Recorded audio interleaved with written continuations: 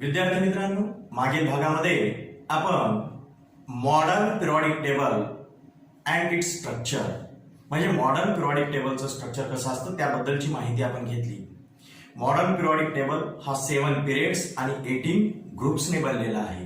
म्हणजे 7 आडवे पिरियड्स आणि उभे 18 ग्रुप्स यांनी मॉडर्न पिरियडिक टेबल बनलेला आहे. आणि अशा या मॉडर्न पिरियडिक टेबलमध्ये एलिमेंट्स अरेंज केलेली आहेत.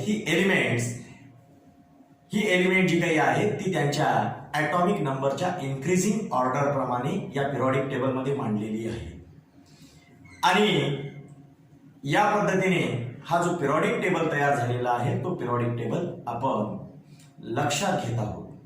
याच पिरियडिक टेबलमध्ये आपल्याला पुढील जी माहिती पाहायची आहे ती याप्रमाणे पाहायची आहे. पहा, आज आपल्याला जी माहिती पाहायची आहे ती modern periodic table and electronic configuration of elements. म्हणजे मॉडर्न पिरियडिक टेबल जो काही आहे या मॉडर्न पिरियडिक टेबलमध्ये जी एलिमेंटची अरेंजमेंट आहे तर ही अरेंजमेंट करत असताना इलेक्ट्रॉनिक कॉन्फिगरेशनचा कसा विचार केला गेला त्याबद्दलची माहिती आपल्याला इथे पाहायची आहे. आता मॉडर्न पिरियडिक टेबल हा ग्रुप्स आणि पिरियड्सने बनलेला आहे. त्यामुळे या ग्रुप्स मध्ये आणि पिरियड्स मध्ये सुद्धा इलेक्ट्रॉनिक कॉन्फिगरेशनचा कसा विचार केला गेला ते आपण पाहणार आहोत. इलेक्ट्रॉनिक कॉन्फिगरेशन म्हणजे काय ते अगोदर लक्षात ठेवा की ऑर्बिट वाईज किंवा shell wise distribution of electrons. कुठल्याही एलिमेंटचा जो ऍटम आहे, ऍटम मध्ये सेंट्रलला न्यूक्लियस असतो आणि त्याच्या भोवती ऑर्बिट्स असतात किंवा शेल असतात ज्याच्यामध्ये इलेक्ट्रॉन्स असतात.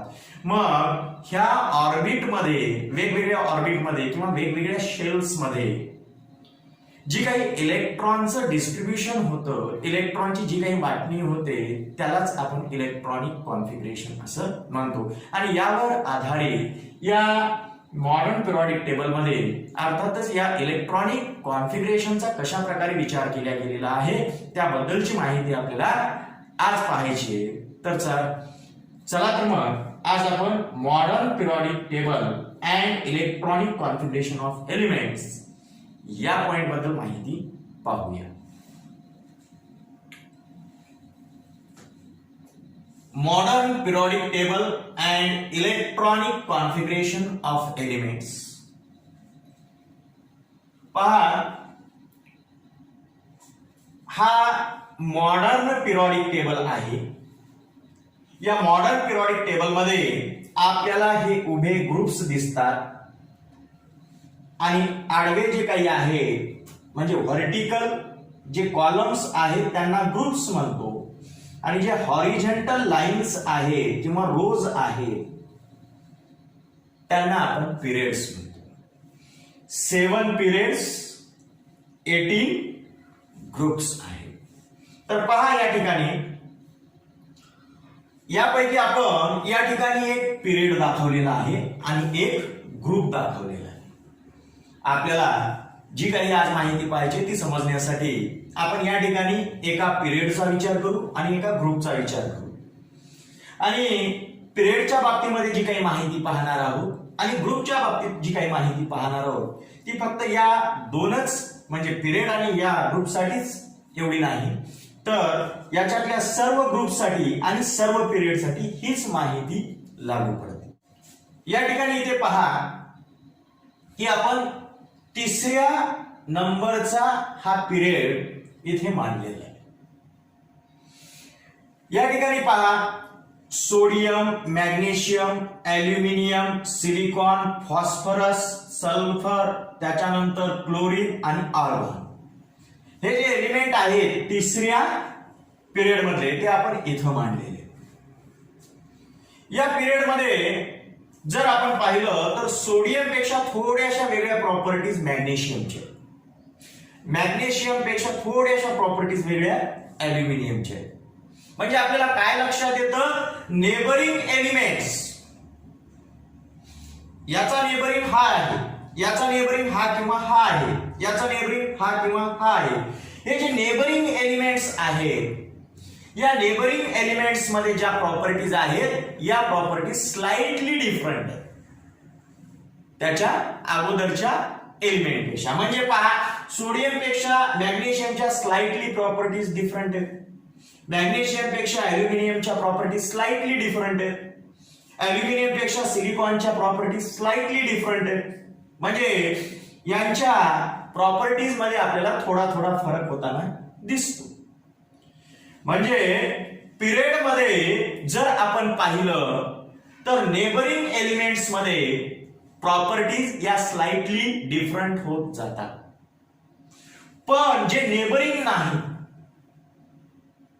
नॉन नेबरिंग म्हणा किंवा जे डिस्टंट एलिमेंट्स आहेत, एकमेकांपासून खूप दूरचे एलिमेंट्स आहेत, उदाहरणामध्ये हा मॅग्नेशियम आणि हा सल्फर, हे एकमेकांना नेबरिंग नाहीयेत, हे एकमेकांपासून डिस्टंट आहे, दूर आहे. यांच्या जर प्रॉपर्टीज पाहिल्या तर यांच्या प्रॉपर्टीज आपल्याला वाईडली डिफरंट दिसतात. म्हणजे खूप यांच्या प्रॉपर्टीज मध्ये आपल्याला खूप तफावत दिसते. नेबरिंग एलिमेंट जे आहेत त्यांच्या प्रॉपर्टीज मध्ये स्लाइटली डिफरन्स दिसतो, पण जे डिस्टंट ऑब्जेक्ट्स आहेत त्यांच्या प्रॉपर्टीज मध्ये आपल्याला वाईडली डिफरन्स दिसतो. हे आपण इथं लक्षात घेतलं पाहिजे. तर या पद्धतीने आपल्याला पहिला पॉइंट काय लक्षात येतो, within a period neighbouring elements properties they are slightly different, while the distant elements their properties are widely different. हे आपल्याला इथं लक्षात येतं. त्यानंतर इथे पहा, हा ग्रुप आहे. आपण ही पिरियड बद्दल माहिती पाहिली. पिरियड मध्ये नेबरिंग एलिमेंट्स मध्ये प्रॉपर्टीज मध्ये स्लाइटली डिफरन्स दिसून येतो, तर डिस्टंट एलिमेंट्स मध्ये आपल्याला वाईडली डिफरन्स दिसून येतो. आता ग्रुप बद्दल माहिती इथं पाहूया. आता या ठिकाणी पहा, हा जो ग्रुप आहे इथं, हा पहिलाच ग्रुप आहे, तो ग्रुप इथं दाखवलेला आहे. लिथियम, सोडियम, पोटॅशियम, रुबिडियम, सिझियम, फ्रॅन्शियम, हे जे काही एलिमेंट आहेत एकाच ग्रुप मधले हे एलिमेंट आहेत. आणि एकाच ग्रुप मध्ये जेवढे एलिमेंट्स येतात त्या सर्वांच्या प्रॉपर्टीज सिमिलर असतात. म्हणजे लिथियम प्रमाणेच प्रॉपर्टीज कोणाच्या आहेत, सोडियमच्या आहेत. सोडियम प्रमाणेच प्रॉपर्टीज कोणाच्या आहेत, पोटॅशियमच्या आहेत. पोटॅशियम प्रमाणेच प्रॉपर्टीज कोणाच्या आहेत, रुबिडियमच्या आहेत. म्हणजे आपल्याला काय लक्षात येतं की पिरियड मध्ये प्रॉपर्टीज ज्या काही आहेत त्या चेंज होत जातात. Element to element properties slightly change होत जातात. पण एकाच ग्रुपमध्ये जेवढे एलिमेंट आहेत त्या सर्वांच्या प्रॉपर्टीज सिमिलर असतात. फक्त या प्रॉपर्टीज मध्ये आपल्याला ग्रॅडेशन दिसतं. म्हणजे काय, जी प्रॉपर्टी आहे ती प्रॉपर्टी, त्या प्रॉपर्टीची तीव्रता कोणामध्ये कमी कोणामध्ये जास्त दिसते. उदाहरणामध्ये सांगायचं म्हटलं तर पहा, केमिकल रिॲक्टिव्हिटी लिथियम पेक्षा सोडियम मध्ये जास्त आहे, सोडियम पेक्षा पोटॅशियम मध्ये जास्त आहे. म्हणजे रिॲक्टिव्हिटी वाढत चाललेली आहे वरून खाली. तर या पद्धतीने प्रॉपर्टी तीच आहे सर्वांमध्ये, फक्त तिचं ग्रॅडेशन आपल्याला दिसून येतं. तर या पद्धतीने आपल्याला हा दुसरा पॉइंट लक्षात येतो. काय लक्षात येतो की elements in the same group show similarity in their properties and we will see the gradation in that property. आपल्याला काय लक्षात आलं की एकाच ग्रुपमध्ये जेवढे एलिमेंट्स येतात त्यांच्या प्रॉपर्टीज मध्ये आपल्याला सिमिलॅरिटी दिसते, फक्त त्यांच्यामध्ये थोडंसं ग्रॅडेशन आपल्याला दिसून येतं. हे आपण इथे लक्षात घेतलं पाहिजे. म्हणजे या ठिकाणी लक्षात घ्या की या पद्धतीने प्रॉपर्टीज ज्या काही आहेत पिरियड मध्ये left to right property slightly change होत जातात. पण एकाच ग्रुपमध्ये प्रॉपर्टीज ज्या काही आहेत या प्रॉपर्टीज सिमिलर राहतात. दीज कॅरेक्टरिस्टिक्स म्हणजे हे जे या पद्धतीने स्लाइटली डिफरन्स आणि सिमिलॅरिटी इन द ग्रुप, हे जे काही आपण पाहिले पिरियड मध्ये स्लाइटली डिफरन्स दिसतो प्रॉपर्टीज मध्ये आणि ग्रुप मध्ये प्रॉपर्टीज मध्ये जी सिमिलॅरिटी दिसते, हे जे कॅरेक्टरिस्टिक आहे, हे जे वैशिष्ट्य आहे, this is because of the electronic configuration of elements which are arranged in this periodic table. आपण या पिरियॉडिक टेबल मध्ये जे एलिमेंट्स इलेक्ट्रॉनिक कॉन्फिगरेशनच्या साहाय्याने जे अरेंज केलेले आहेत त्यांच्यामुळे आपल्याला या प्रकारे प्रॉपर्टीज मधलं वैशिष्ट्य दिसतं. हे आपण इथे लक्षात घेतलं पाहिजे.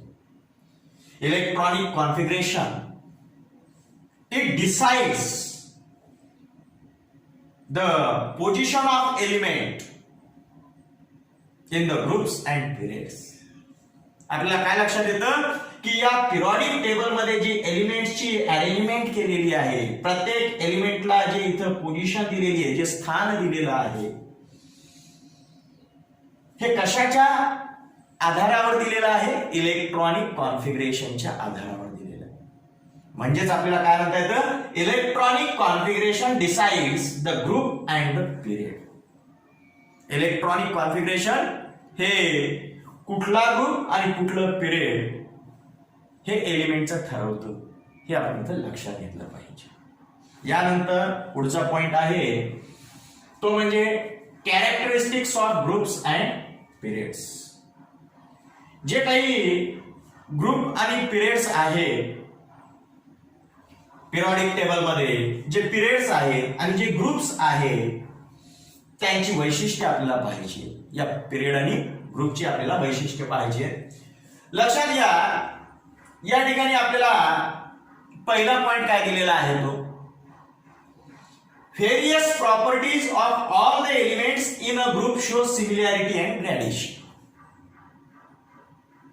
आपण आताच पाहिलं की एकाच ग्रुपमध्ये जेवढे एलिमेंट्स येतात, कुठलाही एक ग्रुप घ्या तुम्ही, त्याच्यामध्ये जेवढी एलिमेंट्स येतात त्या एलिमेंटच्या ज्या काही प्रॉपर्टीज असतात, सर्व प्रॉपर्टीज यांच्यामध्ये आपल्याला सिमिलॅरिटी दिसते.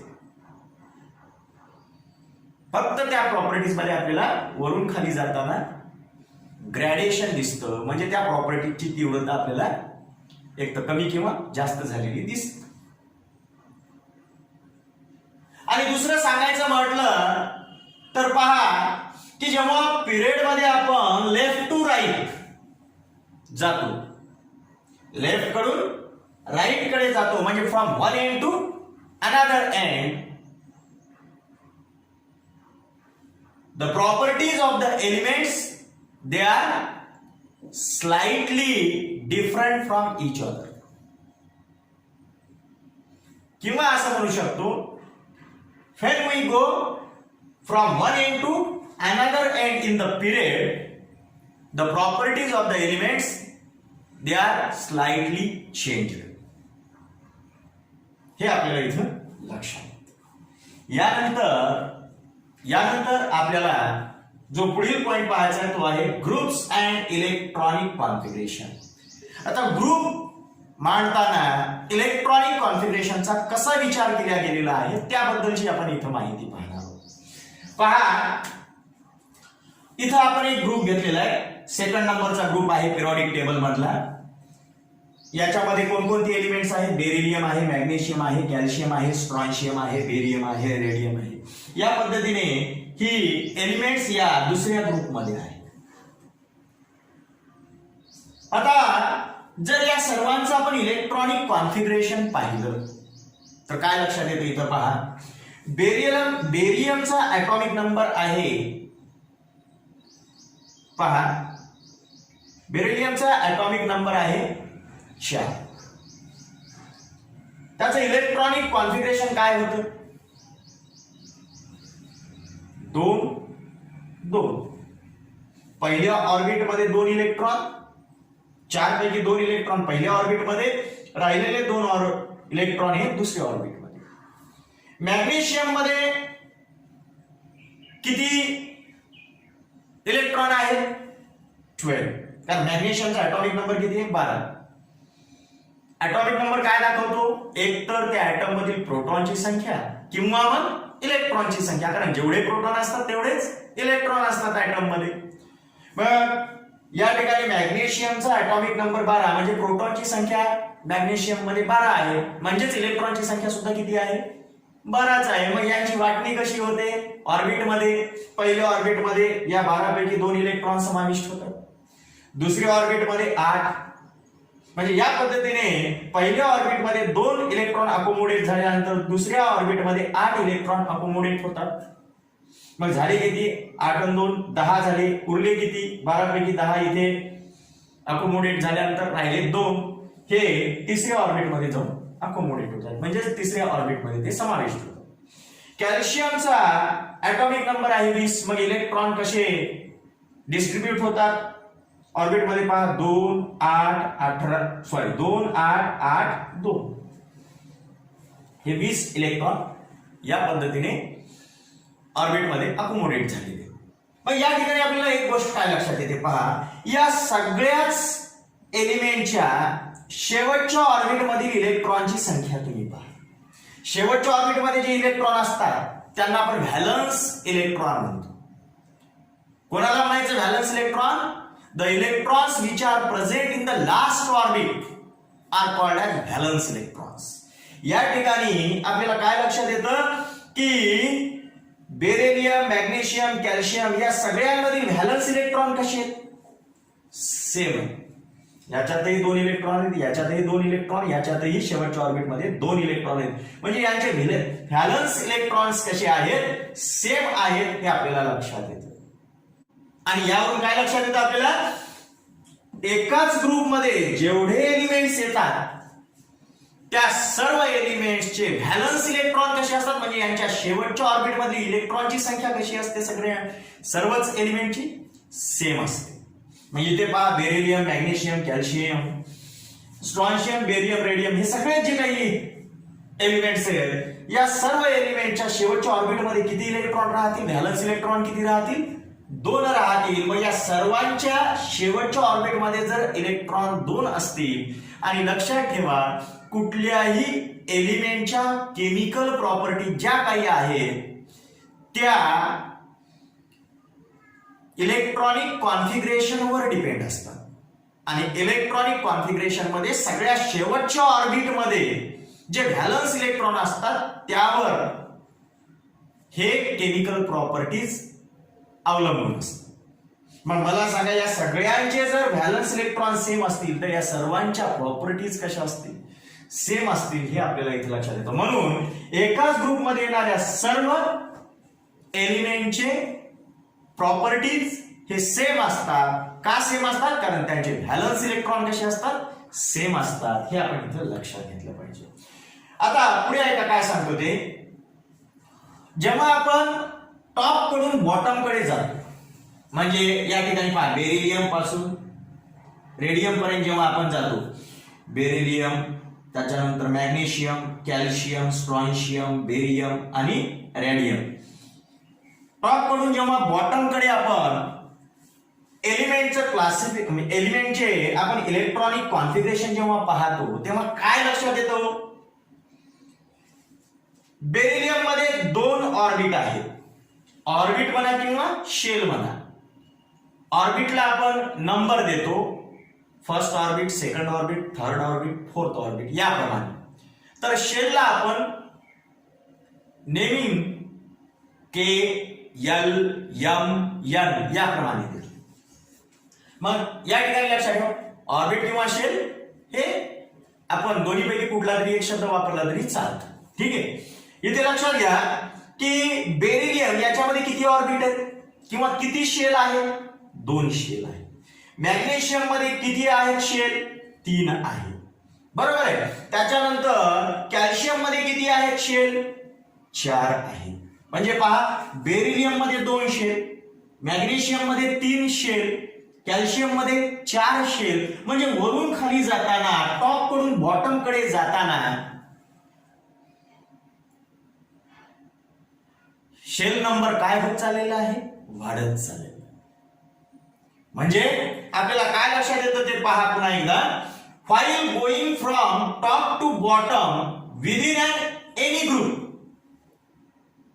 कुठल्याही ग्रुपमध्ये जेव्हा आपण टॉप कडून बॉटम कडे जात असतो, 1 electronic shell gets added at a time.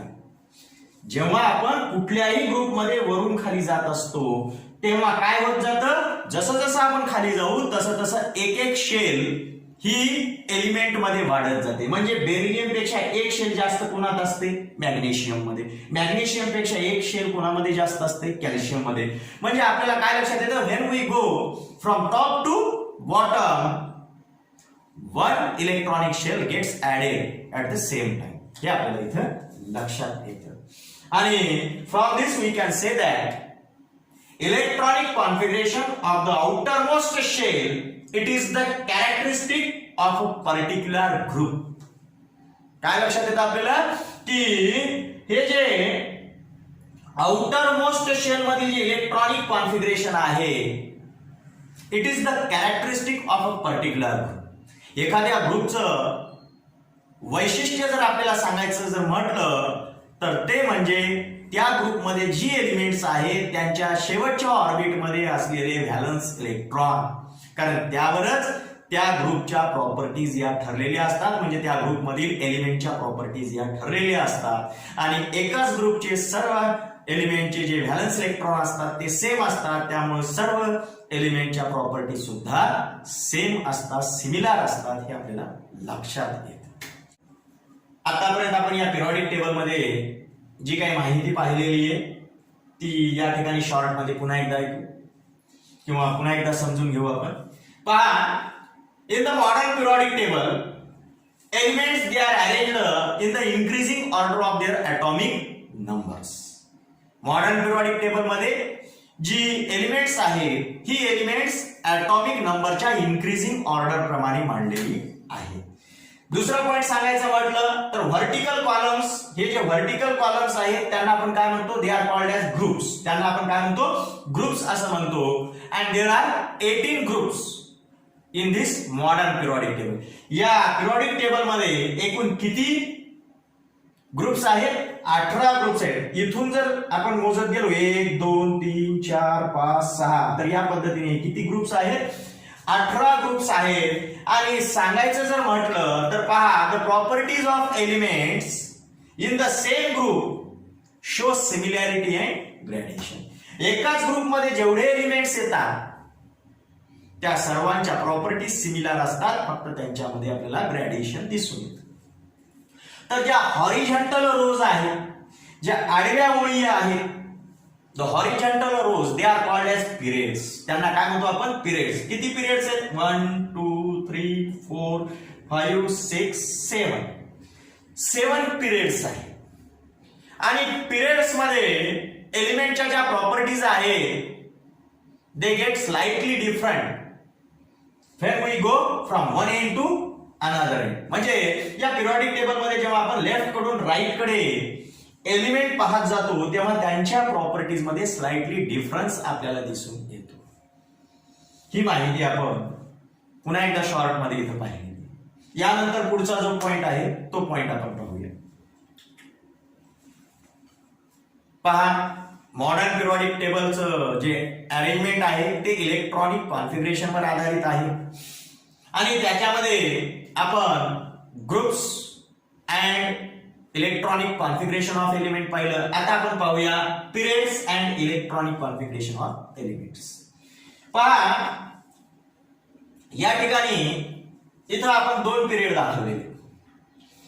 हा दुसऱ्या नंबरचा पिरियड आहे, हा तिसऱ्या नंबरचा पिरियड आहे.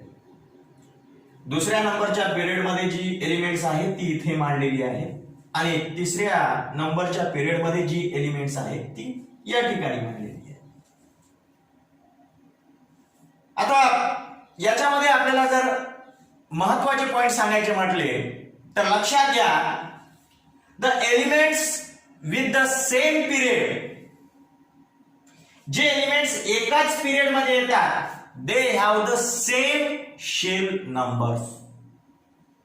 मी काय म्हटलं ते पुन्हा एकदा ऐका की एकाच पिरियड मध्ये जेवढे एलिमेंट्स येतात त्यांच्यामधील शेलची संख्या सेम असते.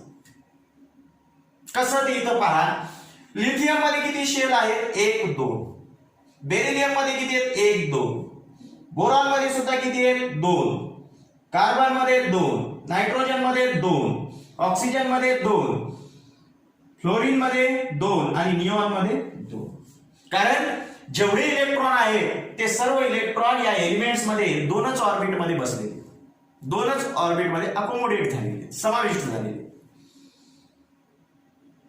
म्हणजे आपल्याला एक गोष्ट काय लक्षात येते की एकाच पिरियड मध्ये जेवढे एलिमेंट्स येतात त्यांच्यामधील शेलची संख्या सेम असते.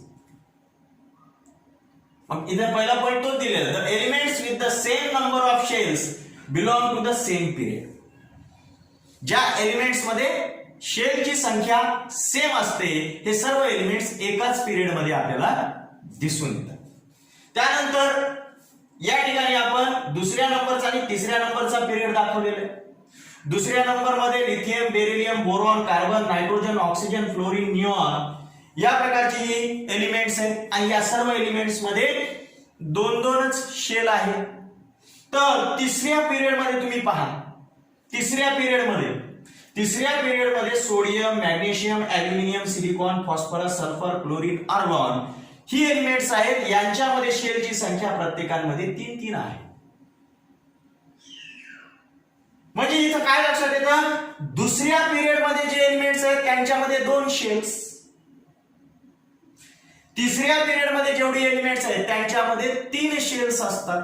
म्हणजे पिरियड नंबर जेवढा आहे तेवढे त्या एलिमेंट्स मध्ये शेलची संख्या असते. हे आपल्याला इथं लक्षात येते. किंवा एकाच पिरियड मध्ये जेवढे एलिमेंट्स येतात त्या सर्वांमधील शेलची संख्या सेम असते.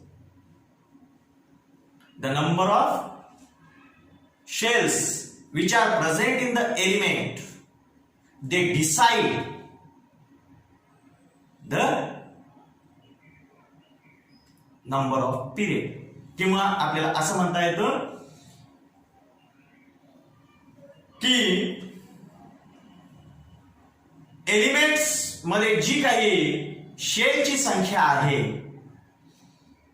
त्या संख्येवरून पिरियडचा नंबर ठरलेला असतो. आता इथे पुढचा पॉइंट लक्षात घ्या,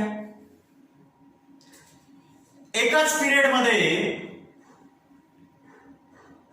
लेफ्ट कडून राईट कडे जाताना इलेक्ट्रॉन्स फिल होत जातात. सर्वांमध्ये शेलची संख्या सेम असते आणि त्याच शेल मध्ये इलेक्ट्रॉन्स हे फिलअप होत जातात. Means we can say that in the modern periodic table electrons are filled in the same shell while going from left to right. In the modern periodic table when we go from left to right, electrons are filled in the same shell. Electrons are filled in the same shell when we go from left to right in a period. हे आपल्याला लक्षात येते. आणि इथे लक्षात घ्या की जेव्हा एक पिरियड हा दुसरा पिरियड पहा, याच्यामध्ये हा दुसरा शेल, हा पहिला शेल, हा दुसरा शेल इलेक्ट्रॉनने भरण्यास सुरुवात झाली. येथे 1 इलेक्ट्रॉन, इथे 2 इलेक्ट्रॉन, इथे 3 इलेक्ट्रॉन, इथे 4 इलेक्ट्रॉन, इथे 5 इलेक्ट्रॉन, इथे 6, इथे 7, इथे 8. म्हणजे इथे या ठिकाणी ही शेल ऑक्टेटने कंप्लीट झाली. शेवटच्या ऑर्बिट मध्ये 8 इलेक्ट्रॉन बसले, इथं ऑक्टेट कंप्लीट झालं या एलिमेंटचं. आता त्याच्यानंतर ज्यांच्यामध्ये याच्यापेक्षा जास्त इलेक्ट्रॉन असतात, म्हणजे इथे किती आहेत 2 आणि 8 10 इलेक्ट्रॉन आहेत. हे 10 इलेक्ट्रॉन या 2 शेल मध्ये बसले. पण ज्यांच्या आता याच्या पुढचा जो एलिमेंट आहे सोडियम, त्याच्यामध्ये 11 इलेक्ट्रॉन आहे. मग त्याच्यामध्ये पहिल्या ऑर्बिट मध्ये 2 बसतील, दुसऱ्या ऑर्बिट मध्ये 8 बसतील, राहिलेला 1 हा त्याच्या पुढच्या ऑर्बिट मध्ये बसेल. म्हणजे आता इथे ऑर्बिटची संख्या म्हणजे शेलची संख्या वाढली. शेलची संख्या जिथे वाढते तिथे तो दुसऱ्या पिरियड मध्ये आता हा एलिमेंट येतो. म्हणजे इथे पाहता तिसऱ्या पिरियड मध्ये आता हा एलिमेंट आला, कोणता, सोडियम. 2, 8 आणि हा 1 इलेक्ट्रॉन. म्हणजे आता इथे नवीन शेलची सुरुवात झाली. कुठल्याही पिरियड मध्ये किंवा कुठल्याही पिरियडची सुरुवात अशा एलिमेंटने होते ज्याच्यामध्ये नवीन शेल ऍड झालेला असतो आणि तो शेल त्या पिरियड मध्ये कंप्लीटली फिल होईपर्यंत तो पिरियड पुढे चालतो. यानंतर आपल्याला कुठल्या ऑर्बिटमध्ये म्हणजे कुठल्या शेलमध्ये किती इलेक्ट्रॉन समाविष्ट होऊ शकतात, म्हणजे electron capacity in the orbits किंवा इन द शेल याबद्दल आपल्याला माहिती घ्यायची. पहिला ऑर्बिट ज्याला आपण के शेल म्हणतो, याच्यामध्ये जास्तीत जास्त किती इलेक्ट्रॉन समाविष्ट होऊ शकतात म्हणजे अकोमोडेट होऊ शकतात? 2 इलेक्ट्रॉन. जास्तीत जास्त 2च इलेक्ट्रॉन बसतात पहिल्या ऑर्बिटमध्ये. हा दुसरा ऑर्बिट, दुसऱ्या ऑर्बिटला आपण एल शेल म्हणतो. याच्यामध्ये जास्तीत जास्त किती इलेक्ट्रॉन समाविष्ट होतात म्हणजे दुसऱ्या ऑर्बिटची इलेक्ट्रॉनची कॅपॅसिटी किती आहे? 8. म्हणजे त्याच्यामध्ये जास्तीत जास्त 8 इलेक्ट्रॉन बसू शकतात. तिसरा ऑर्बिट ज्याला आपण एम शेल म्हणतो, याची इलेक्ट्रॉन कॅपॅसिटी किती आहे? 18. चौथा ऑर्बिट ज्याला आपण एन शेल म्हणतो, याची इलेक्ट्रॉन कॅपॅसिटी किती आहे? 32. म्हणजे चौथ्या ऑर्बिटमध्ये जास्तीत जास्त 32 इलेक्ट्रॉन बसू शकतात म्हणजे समाविष्ट होऊ शकतात म्हणजे अकोमोडेट होऊ शकतात असं आपण सांगू शकतो. बरं, कुठल्या ऑर्बिटमध्ये किती इलेक्ट्रॉन समाविष्ट होतात म्हणजे ही इलेक्ट्रॉनची कॅपॅसिटी आपण कशी काढतो तर एका फॉर्म्युल्यावरून काढतो. तो फॉर्म्युला आहे 2n². n म्हणजे ऑर्बिट नंबर. या n च्या ठिकाणी जर ऑर्बिटचा नंबर ठेवला आणि आपण जर असं कॅल्क्युलेशन केलं तर आपल्याला इलेक्ट्रॉनची कॅपॅसिटी मिळून जाते. कुठल्या ऑर्बिटमध्ये किती इलेक्ट्रॉन समाविष्ट होऊ शकतात ती इलेक्ट्रॉन कॅपॅसिटी आपल्याला या 2n² या फॉर्म्युल्याने काढता येते. यानंतर आपण पुढील पॉइंट पाहू. पहा, या ठिकाणी लक्षात घ्या की पिरियॉडिक टेबलमध्ये कुठल्या पिरियडमध्ये किती एलिमेंट समाविष्ट होऊ शकतात हे आपल्याला इथं पाहायचं. पहिल्या पिरियडमध्ये 2 एलिमेंट समाविष्ट होतात म्हणजे पहिल्या पिरियडमध्ये 2 एलिमेंट आहेत. पहिल्या पिरियडमध्ये 2 एलिमेंट अरेंज केलेले आहेत. दुसऱ्या आणि तिसऱ्या पिरियडमध्ये प्रत्येकी 8 एलिमेंट अरेंज केलेले आहेत. तिसऱ्या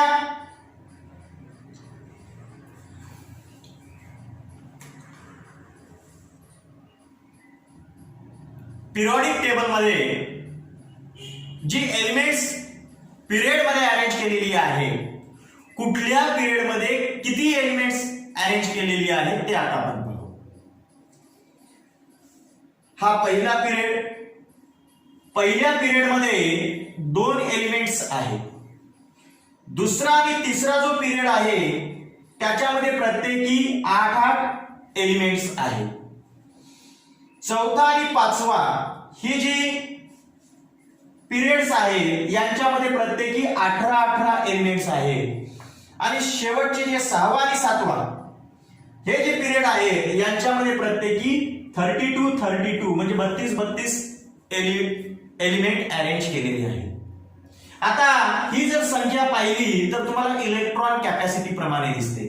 2, 8, 18, 32. इलेक्ट्रॉन कॅपॅसिटी ऍटम मध्ये अशीच असते 2, 8, 18, 32.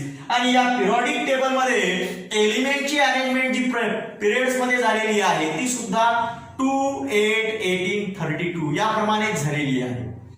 इथे आपल्याला असं म्हणता येतं की पिरियॉडिक टेबल मध्ये जी काही एलिमेंटची अरेंजमेंट आहे, एलिमेंटची अरेंजमेंट करताना या ठिकाणी इलेक्ट्रॉनिक कॉन्फिगरेशनचा विचार केलेला आहे हे आपल्याला लक्षात येतं.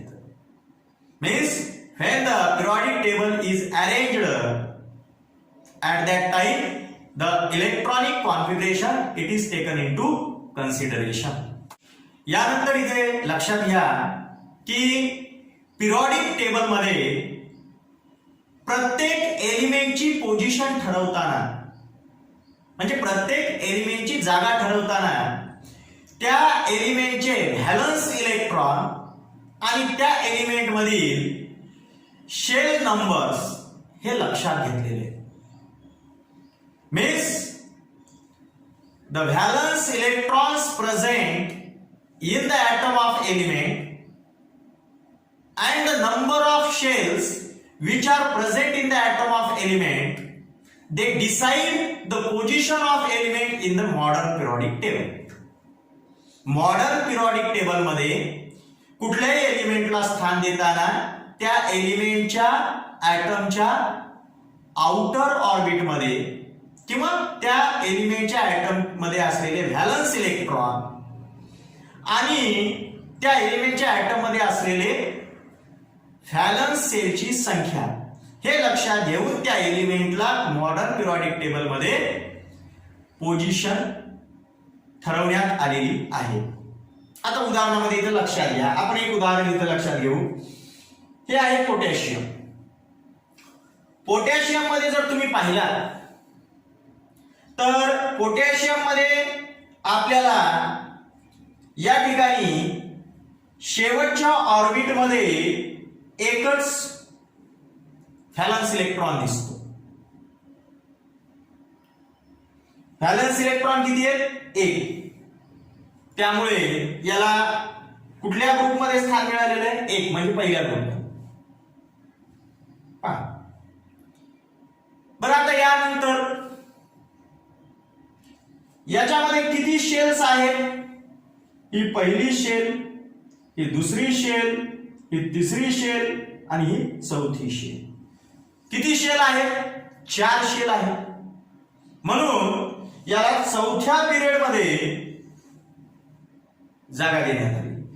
ग्रुप पहिला आणि चौथा पिरियड याच्यामध्ये आपल्याला पोटॅशियम दिसतो. म्हणजे पोटॅशियम याची पोझिशन जर आपण पिरियडिक टेबल मध्ये पाहिली, पिरियडिक टेबल मध्ये जर पोटॅशियमची जर आपण पोझिशन पाहिली तर त्याच्यामध्ये पिरियड नंबर वरून सांगता येतं की याच्यामध्ये 4 शेल आहेत आणि ग्रुप नंबर वरून सांगता येतं की याच्या शेवटच्या ऑर्बिट मध्ये एक व्हॅलन्स इलेक्ट्रॉन आहे. तर अशा पद्धतीने आपल्याला व्हॅलन्स इलेक्ट्रॉन आणि शेल नंबर यावरून प्रत्येक एलिमेंटला पिरियडिक टेबल मध्ये पोझिशन ठरवण्यात आलेली आहे हे लक्षात येतं. आणि त्यामुळे हा पिरियडिक टेबल, हा जो मॉडर्न पिरियडिक टेबल आहे, हा मॉडर्न पिरियडिक टेबल एलिमेंटच्या अभ्यासासाठी फारच उपयुक्त ठरतो.